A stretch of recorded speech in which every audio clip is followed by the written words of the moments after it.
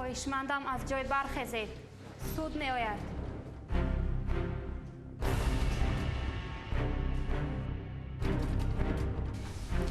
شنید مجلس سودی شده اعلان کرده می شود. بررسی کرده می شود پرونده اویلوی با دعوای علیزاده فیروزه نسبت عزیزاده دلیر عاید رویاندن الیمنت برای تامینات فرزندان نوبالغ با طریق حصه‌ای. پریستاف سودی شاهدان به تالار سودی حاضر شده اعظمزاده شهلا و مرادزاده عزیز را از تالار سودی برآورید.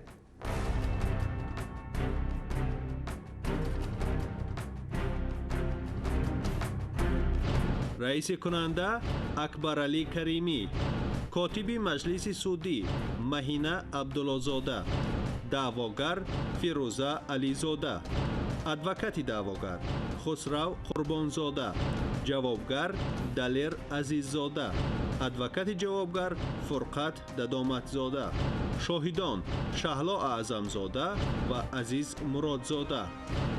سود به معین کردن شخصیت طرف‌ها می‌گذارد.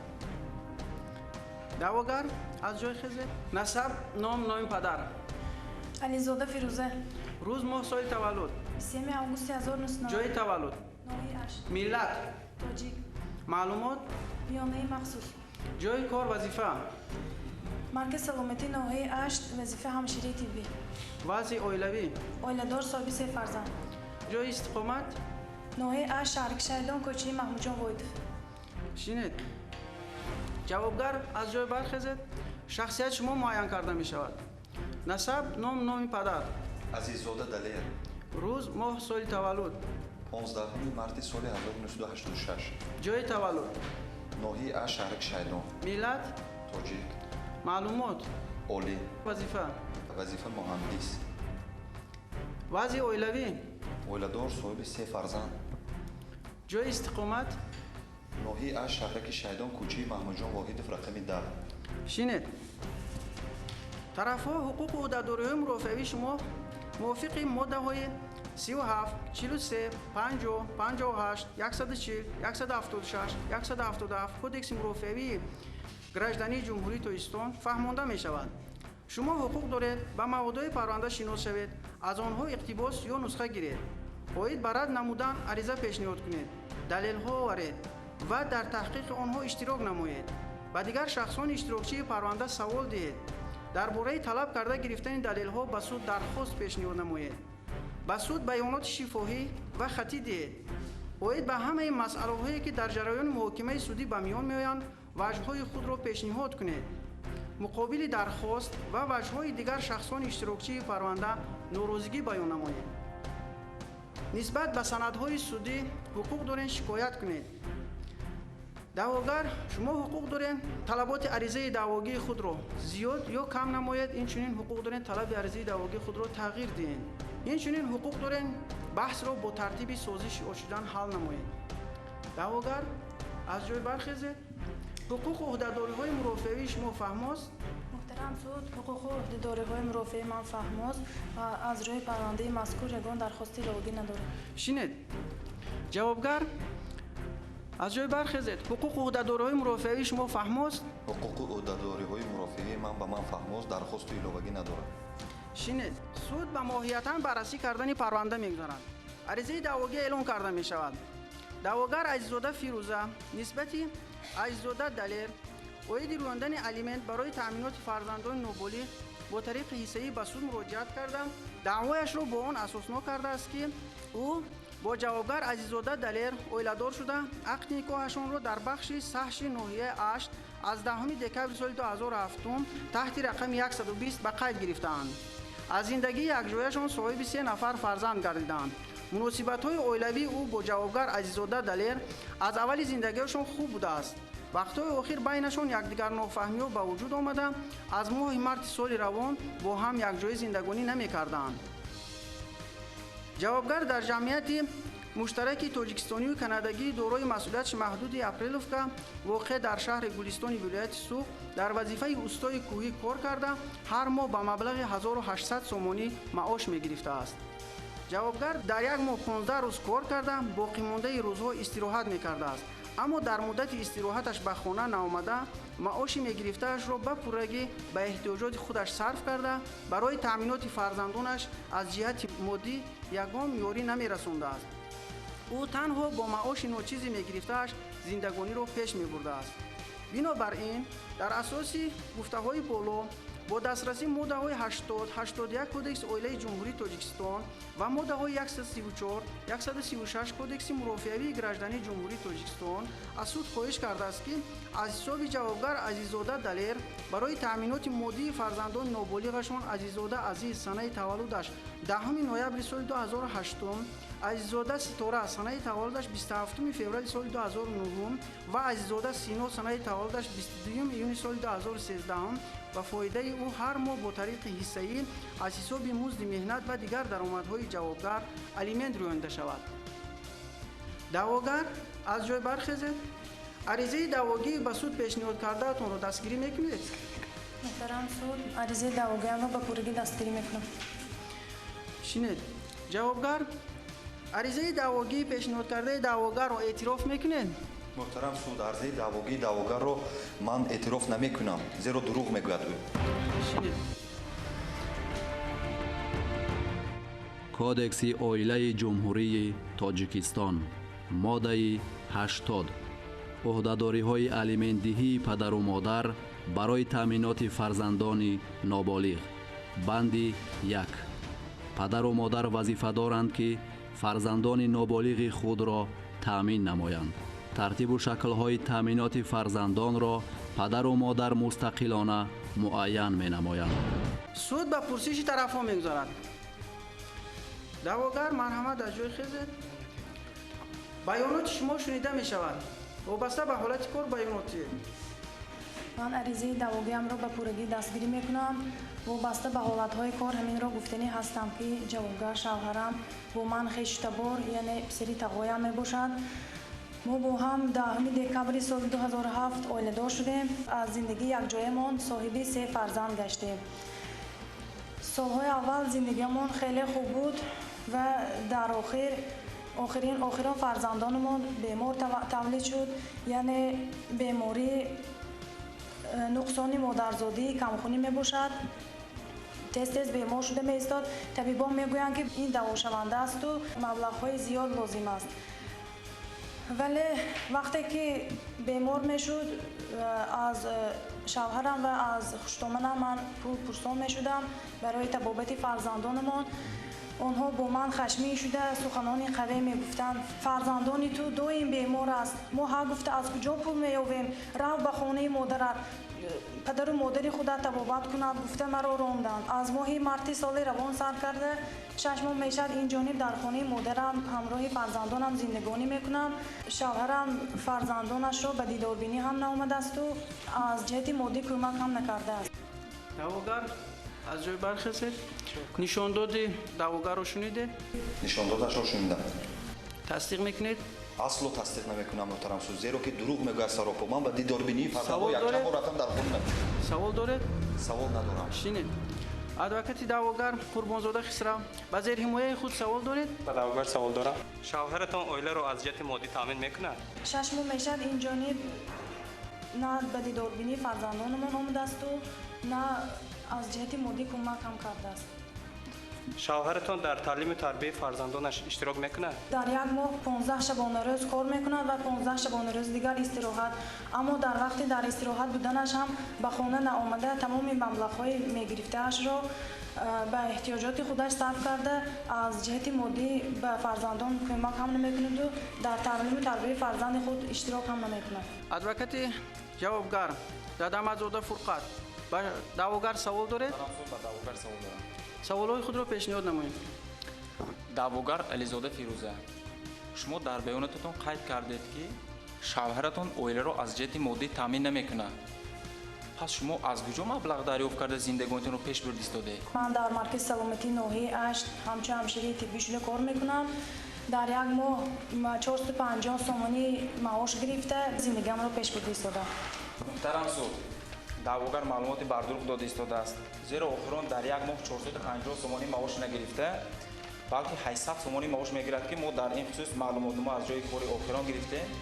با اون رو به سود منظور می‌کنید معلومات فرمانده پرونده. معاش من 1000 تومانی باشد اما او هم پدر است او هم عهده‌دار است که به تعلیم و تربیت فرزند چرا در زندگی یک جای دروغ میگوید که در خصوصی معاش است؟ جوابگر به ترتیب سودی جویا کنید.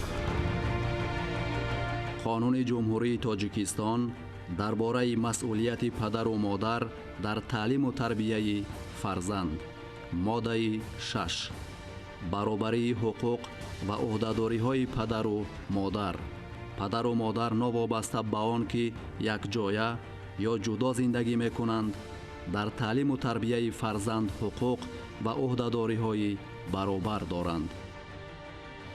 در این صورت به دعواگر دیگر سوال ندارم. خواهش میکنم که هنگام قرار قبول معلومات‌نامه مذکور به نوبت گرفته شوند. جوابگر بیانات شما شنیده می شود. فیروزه دختری همه من می شود. ما از خردی یکدیگر رو می شناسیم، در یک جا کلان شدیم، خویش و تبار می شویم، یکدیگر رو دوست می داشتیم، اولاددار شدیم، صاحب 3 فرزند گشتیم. نمیدونم از چی باشد که سالهای آخر عموما مناسبت اولیوی ما دیگر شده است. وقتی که من از کار برمیگردم به خانه، زن وظیفه های خودش رو اجرا نکرده، همیشه فرزندانم بیمار هستند، رشک میکند، با اساس یا بی اساس نافهمی ها زیاد شدن. یک روز وقتی که از کار برگشتم به خانه میبیایم، زنم همراه فرزندانم نیست. از مادرم میپرسم، از پدرم میپرسم، میگن که برآمد و رفت. خودسرانه از خانه من همراه فرزندان من برآمده به خانه مادرش، به خانه عمم رفته است. نوبسته از اون که از ماه مردی سال جاری ما یگان مناسبتی اولیوی نداریم، لیکن من پدر هستم. اختیاراً فرزندانم را یک چند بار به بازار برده لباس خریده دادم و مغازه پسری عمکم در نزدیکی خانه آنها هست، مغازه خوراکواری، با اونجا مبلغ گذاشته خواهش کردم که اگر فرزندانم بیایند بگذار از خوراک برایشون دسترس کن، تنقصی نکشم. من اختیاراً در تامین کردن اجرت مادی فرزندانم شرکت ورزیده ایستادم. من نمیخواهم که باز مبلغ زیادتی برای فیروزه خان جدا شود و خودش آرای تا را داده از این طرف به آن طرف دعواگر ترتیبات سودی را رعایت نمایید. یک چند بار به خانه رفتم نبودی. محترم سود، برای همین میخواستم عرضه دعواگر رد کرده شود. دعواگر از جای برخیزید. نشان دادی جوابگر رو شنیده؟ تصدیق میکنید؟ سوال دارید؟ شنیدم اکثریت دروغ میباشد تصدیق نمیکنم. ادوکاتی جوابگر به زیر حمایه خود سوال داره؟ دارم سود به جوابگر سوال دارم. شما مقصد فرزندانتون رو از جهت مادی تامین کردن رو داره؟ البته تو همین روز فرزندم رو تامین کرده ایستادم. من مقصد دارم. من میخواهم که آنها رو به وای رسونم، تعلیم تربیت دهم. امکاناتی از تربیت دعواگر فرزندانتون رو گرفته با خود یک جای زندگانی کردن رو داره؟ اگر فیروزه از تربیت آنها دست کشد، حتما وظیفه پدر است که فرزندانم رو گرفته تعلیم دهم، تربیت دهم. نمیدیم فرزندانم رو و اونها حتی مهر محبت هم من در خانه نباشم، مادر کلان آنها تمام روز در خانه هستم. فرزندا از آن میتونید. طرف‌ها خواهشمندم ترتیبات سودی را رعایت نمایید. به اجازه سود گپ نزنید. ادوکاتی دعواگر به جوابگر سوال دارم. مرحمت سوال‌های خود را پیشنهاد نمایید. جوابگر عزیزاده، اگر شما کودکانتان را تربیت کردن خواهید، پس برای چی شما و مادر شما همسر و فرزندانتان را از خانه راندید؟ محترم سود، من باری دیگر تاکید میکنم که وقتی که من از کار طول 15 روز کار کرده به خانه برگشته میایم، زن و فرزندانم نیست. تو را هیچ کس نراند. فیروزه، برای چی دروغ میگویی؟ برای چی دروغ میگویی؟ در وقتی نبودن تو مادرتون مرا راندن کو نگذاشتن که من در خانه‌تان زندگانی کنم. مگر اگه خودشان را نگفتن؟ شاهد اعظمزاده شهلا را به تالار سودی دعوت نمایید.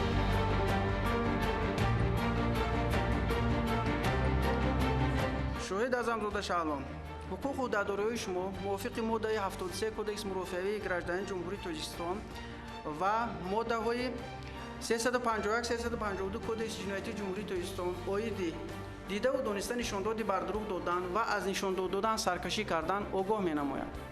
حقوق و عهده‌داری شما فهم است؟ حقوق و عهده‌داری من فهم. کاتب به دستخط شاهدان امضا گیرید.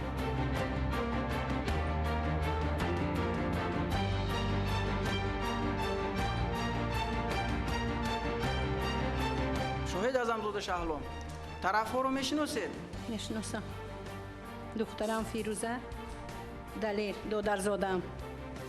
دعواگر علیزاده تصدیق میکنم مادرم. جوابگر تصدیق میکنید؟ تصدیق میکنم اما شنید شاهد اعظمزاده شهلام وابسته به حالت کار نشان داد چیه؟ دخترم فیروزه و دلیر 3 نفر فرزند دارن. زندگی اولها زندگی خوب داشتن. در دوام زندگیشان هیچ جنجال نبود. وقتی که فرزند سیمشان سینا تولد شد، مابین فیروزه و خوشتامنش یکدیگر نافهمی به وجود آمد. آنها بهوده جنجال میبرداشتگی شدند. فیروزه به من میگفت که مادر همین خیلی ینگم به من جنجال میبردارد، گویا سببی بیماری فرزندم من شده باشم. ولی دکترها معین کردند که سببی کمخونی فرزند این نکاح خشتباری است. ماهی مرد 6 ماه اینجا دخترم با 3 فرزندش در خانه من زندگی میکنه، ولی دلیل نه از حال بچه ها خبر میگیرد، نه آنها را حال پرسی میکند، نه یگان کمکی مادی میرساند. من دیگر گفتنی ندارم. دعواگر علیزاده فیروزه نشان داد شاهد رو شنیدید؟ سوال دارید؟ شنیدم. تصدیق میکنم. سوال دارم. شنید جوابگر نشان داد شاهد رو شنیدید؟ تصدیق محترم میکنید؟ سود نشان داده شاهد را شنیدم تصدیق نمیکنم اینقدر خودت را حق نگی. تو را هم میدونم، نه را هم میدونم. ادوکات دعواگر قربانزاده خسرو با شاهد سوال دارید؟ حالا دختر شما با نبیرهایتان در کجا زندگانی کرده ایستادند؟ از ماه مرد این جانب 6 ماه می شود که در خانه من زندگی میکنم. دوام 6 ماه می شود دختر شما و نبیرهایتان را دامادتان یعنی جوابگر از جهت مادی تامین میکند؟ نمیکند، خبر هم نمیگیرد، دید ندارد. ادوکات جوابگر شما یگان دلیل دارید که سبب ویران شدن مناسبت‌های اولیوی دخترتان با جوابگر مادر زیرحمای من میباشد. ها؟ دخترم دوی شکایت میکند که ینگم یعنی خوشتامنم با من جنجال میبردارد، در وقتی نبودنی دلیل و در وقتی نبودنی دادری من. شاهد شما میتوانید گویید که کدویتان با شما چی مناسبت خیشتباری دارند؟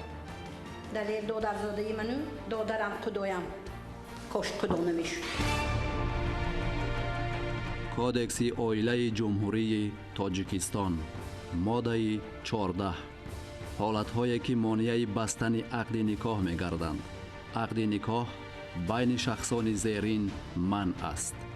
بین خویشاوندان نزدیک، بین برادران و خواهران عینی و اوگای، بین فرزندان برادران و خواهران، بین تقا و جیان، عمک و برادرزاده، خاله و خواهرزاده، عمه و جیان، بین شخصانی که از معاینه حتمی طبی نگذشتند. شاهد گذشته به تالار سودی شینید. پریستاوی سودی به تالار سودی شاهد مرادزاده عزیز را دعوت نمایید.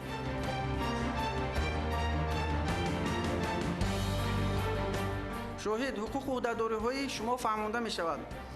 موافق ماده 73 کودکس مرافعه گردانی جمهوری تاجیکستان و ماده های 351 352 کودکس جنایتی جمهوری تاجیکستان برای سرکشی کردن از دادن نشان داد و دیده و دانسته از نشان دادن سرکشی کردن فهمانده می شود. مرحمت کاتب به دستخط شاهدان امضا گیرید.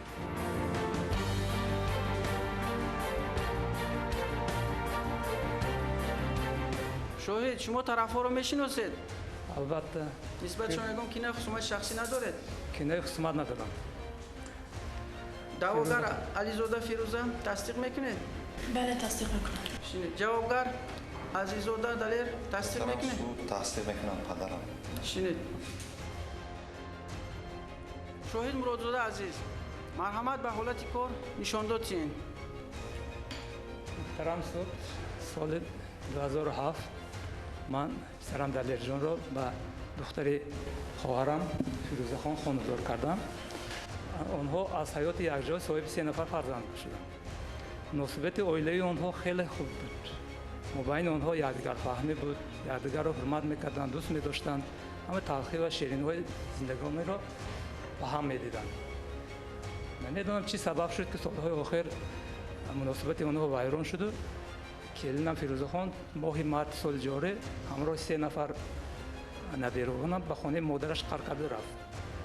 یک چند مرتبه به نزد خواهرم رفتم تا که فهمم برای چی کلینم به خانه برگشتن نمیخواد. او حتی گپ رو گوش کردن هم نخواست، فقط یک چیزی شرط خود را فقط تکرار میکرد که خانه در آنها را علایده کنید.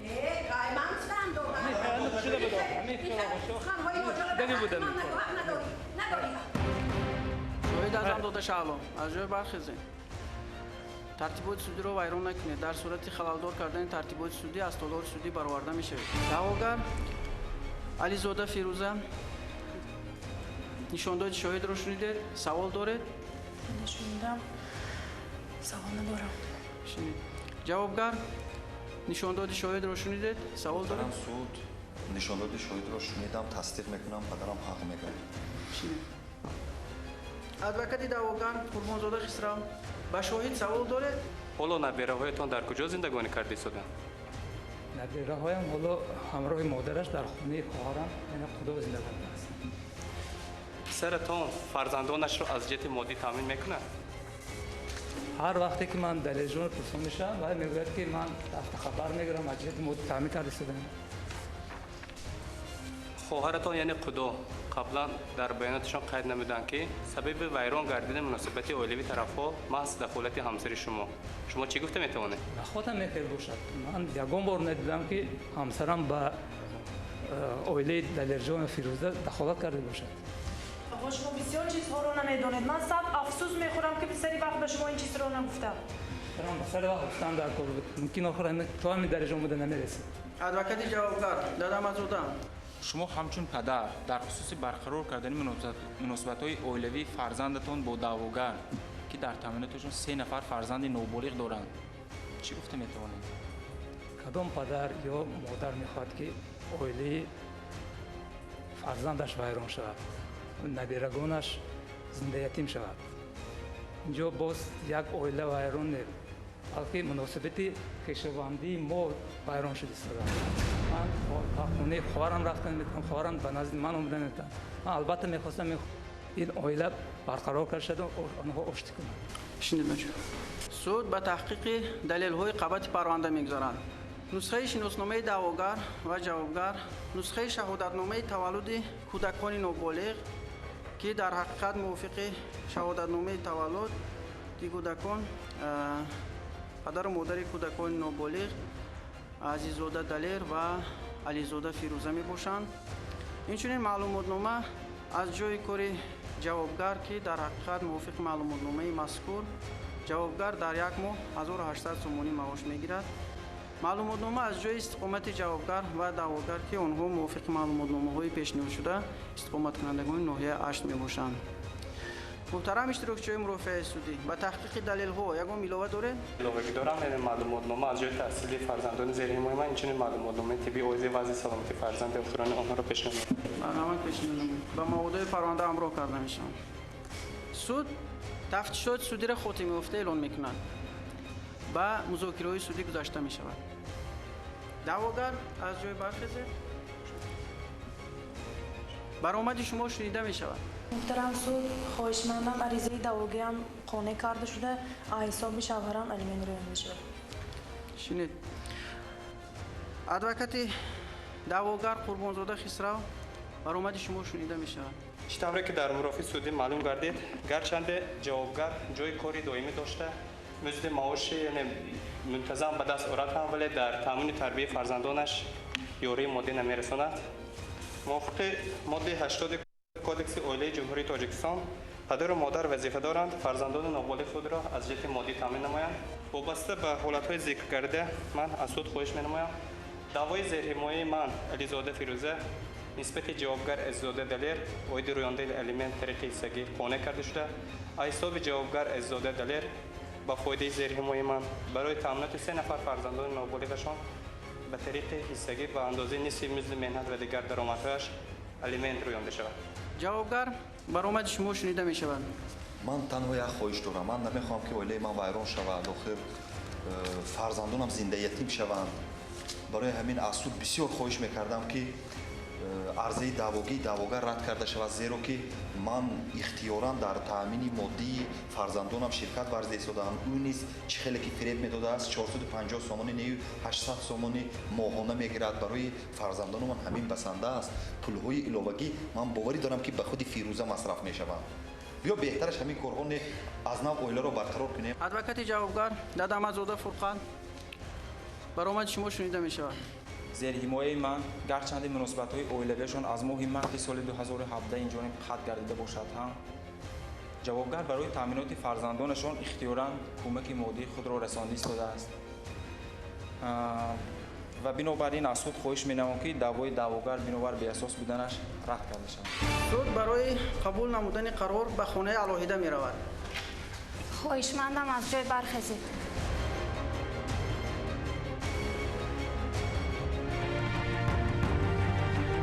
кодекси оилаи ҷумҳурии тоҷикистон моддаи 80 ӯҳдадориҳои алиментдиҳии падару модар барои таъминоти фарзандони ноболиғ.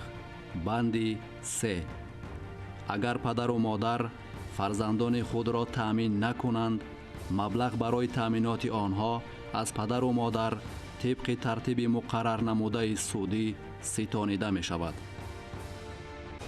хоҳишмандам аз ҷой бархезед. суд меояд. алнома аз номи ҷумҳурии тоҷикистон бо дастрасии моддаҳои 198, 203 ва 215 кодекси мурофиаи граждании ҷумҳурии тоҷикистон суд ҳал кард. даъвои ализода Фирӯза нисбати Ализода Далер оиди рӯёндани алимент барои таъминоти фарзандони ноболиғ бо тариқи ҳиссаӣ қонеъ карда шавад. аз ҳисоби Ализода Далер ба фоидаи Ализода Фирӯза барои таъминоти фарзандони ноболиғашон ҳар моҳ бо тариқи ҳиссаӣ ба андозаи нисфи музди меҳнат ва дигар даромадҳо алимент рӯёнда шавад. аз ҳисоби Азизода Далер ба маблағи 54 сомони боҷи давлатӣ рӯёнда шавад. нисбати ҳалнома дар муҳлати 1 моҳ аз рӯзи гирифтани нусхаи ҳалнома ба коллегаи судӣ оид ба парвандаҳои оилавии суди вилояти Суғ тавассути ҳамин суд шикояти кассатсионӣ овардан мумкин аст. раиси кунанда Каримӣ Акбаралӣ. марҳамат шинед. даъвогар аз ҷой бархезед. моҳияти ҳалнома ба шумо фаҳмост? моҳияти ҳалнома ба ман фаҳмост. шинед. ҷавобгар моҳияти ҳалнома ба шумо фаҳмост? муҳтарам суд, моҳияти ҳалнома ба ман фаҳмост, ман розӣ нестам. тарафҳо шумо ҳуқуқ доред ба протоколи маҷлис судӣ шинос шуда дар давоми 5 шабона рӯз бо тариқи хатӣ эродҳои худро пешниҳод намоед. маҷлиси судӣ пӯшида эълон карда мешавад.